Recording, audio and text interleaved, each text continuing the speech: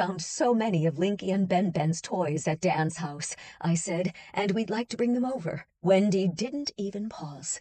"Unfortunately, you can't see them," she replied. "I was so worried about their safety and mine that we left the house and drove back to Miami right after we saw you." I was stunned.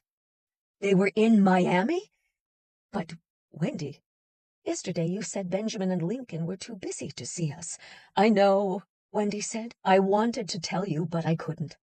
You know, for safety's sake. I'm sure you can understand." In fact, the police had been careful to tell us that even though they had provided security at the synagogue, they had no concerns about the safety of Wendi, the boys, or us. Now my blood was boiling. I was stunned and wobbly on my feet. Wendi, Donna, and Harvey had just packed up the house and left. The cars must have been crammed full so they could take everything on the 7-plus-hour drive to Miami. Did they leave in the middle of the night? Early on the morning after the memorial and the lasagna? How did the boys feel? Would they ever know how much we loved them and wanted to grieve with them? Who would ever do this to us? Nobody else, not the police or any mutual friends, was aware that Wendi and the boys had left town.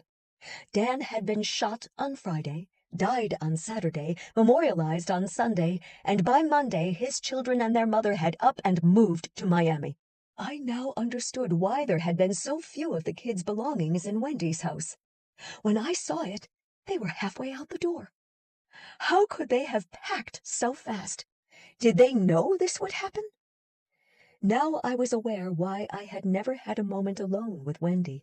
We had been deceived, and were just pawns on the chessboard.